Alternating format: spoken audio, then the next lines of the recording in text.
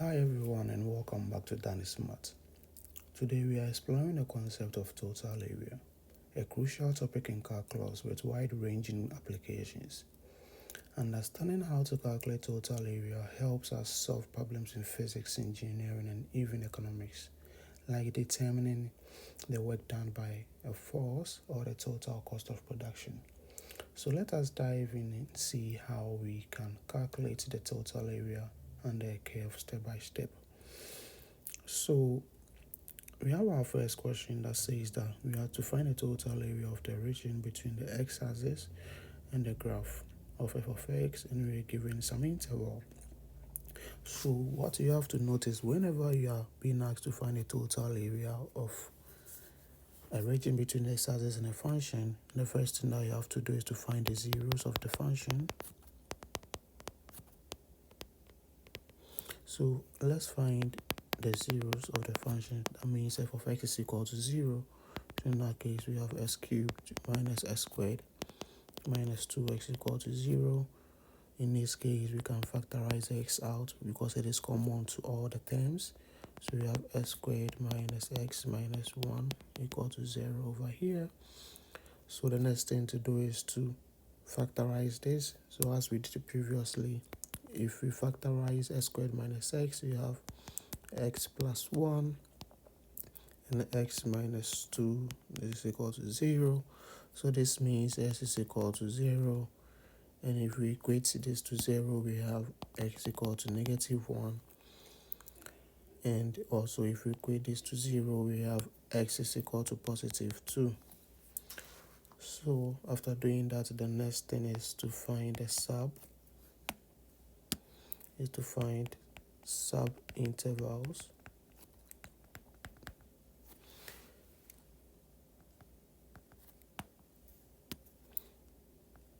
And in finding the sub intervals, let's rearrange the zeros from the smallest to the biggest. We have this. So in that case, we can have this and this. So we can have our first bound to be from negative 1 to infinity, and we can have our second bound to be from 0 to 2. So we have 0 to 2 right here. So it means the total area. So our area is giving us, so the first one is going to be from negative 1 to 0 of f of x dx, and the second one is going to be from 0 to 2 of f of x dx. So we can call this our area 1 and we can call this area 2. So first of all, let's find our area 1. So area 1, this over here is the total area, right? So area 1 is giving us negative 1 to 0. Now f of x was given to us as this. So we have s cubed minus s squared minus 2x or dx. So in that case, if we integrate, we have x to the 4th over 4 for the first term right here. For the second term, we have s cubed over 3, and for the last term, we're just going to have s squared, because if you integrate, you have 2s squared over 2. The 2 cancel the 2, so we just have s squared. And then you evaluate at negative 1 and 0. So as I said before, if you're evaluating, put the highest one in first. So if we do that, if we put in 0, 0, 0 here, everything goes to 0. So you have just 0. Then minus, remember you always subtract. Then you put in negative 1. So you have negative 1 to the exponent of 4 will be positive. So you have 1 over 4 here minus. Negative 1 to the exponent of 3, it basically means negative 1 times negative 1 times negative 1. Negative 1 times negative 1 is positive 1 times negative 1. This is negative 1. So this simplifies to negative 1. So it makes it positive over here. So we have 1 over 3. Then minus. Now negative 1 squared is positive 1. So we have this. So in that case, we are just going to have negative, so 1 over 4 plus 1 over 3 minus 1, that simplifies to negative 5 out of 12. So it means that our area 1 is 5 out of 12. And now we have to do the same thing. So we have to also find area 2. So area 2 in this case is 0, 2. Our f of x was x cubed minus x squared minus 2x, now the x. And if we integrate, we have the same thing. So x to the 4th over 4 minus x cubed over 3 minus x squared. But we have to evaluate as 0, 2. So if we put in 2, 2 to the 4 is 16 over 4 right here. 2 cubed is 8. So we have 8 over 3. Then 2 squared is 4. If we put in 0, it's not going to change anything. So we just have this. And if you simplify this, you're going to have negative 8 out of 3. But note, area can never be negative. So in that case, you can find the absolute of A2. In that case, you have 8 out of 3. So your total area is A1, which is 5 out of 12, plus A2, which is 8 out of 3. So if we add these two, your total area is going to be 37 out of 12. Let's look at a different one. So we have f of x equal to sine of x. On the interval, we have 0 to 2 pi. So in this case, first of all, we have to find the zeros. So f of x equal to 0 means sine of x is equal to 0. So we've established this already. The only x value that will make this 0 is when x is equal to n pi, where n is an integer. Remember, when x is equal to 0, sine of 0 is 0. When x is equal to 180, sine of 180 is also 0. When x is equal to negative 180, you also have 0. So that's why we have n pi.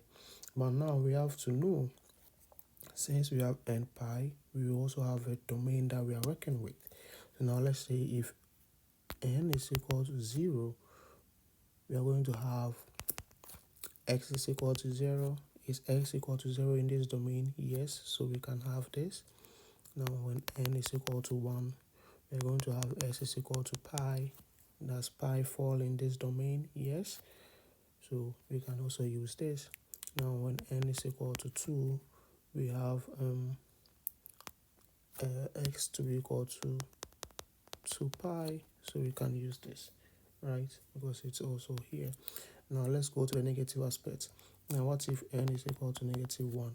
If n is equal to negative 1, x will be equal to negative pi. But negative pi is not within this domain, so we can't use this. So it means that if we go to n equal to negative 2, definitely it will never be in this.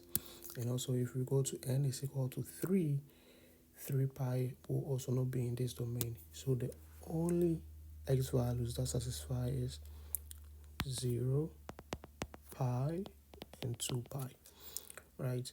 So for our sub-intervals, we can have 0 and pi, and also we can have pi and 2 pi.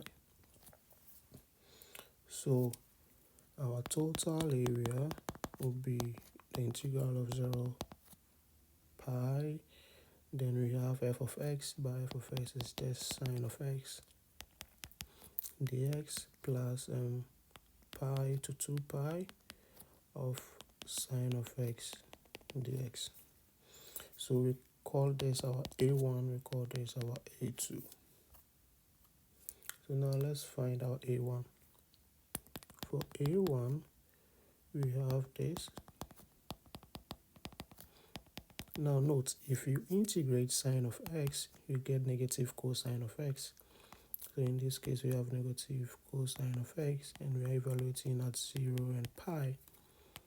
So first put in pi, then minus, right? But since we have negative over there already, we become positive. So cosine of 0. Now we have negative. Now what is cosine of pi? Remember, cosine of pi is negative 1. And what is cosine of 0? Cosine of 0 is also 1. So in this case, we have positive 1, negative and negative will give you positive 1. So 1 plus 1, we end up getting 2. Let's find a2. So a2 is from pi to 2 pi of sine of x dx. So if we integrate sine, we have negative cosine of x, we have 2 pi, and we have pi. So we have negative cosine of 2 pi, then minus, so this becomes positive cosine of pi. So cosine of 2 pi is positive 1,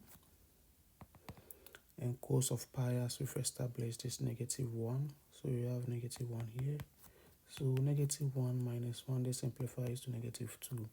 But our area can never be negative, so we have positive 2 right here. So this means that our total area is equal to a1 plus a2, which is just 2 plus 2, and this is equal to 4. So that is how to find the total area of a region between the x-axis and the function. So that wraps up our lesson on finding the total area under a curve.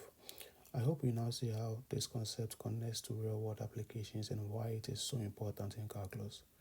If this video helped you, please give it a thumbs up and subscribe for more insight into the calculus. Feel free to leave a comment if you have questions or suggestions for future topics. Thanks for watching, and I'll see you in the next video. Bye.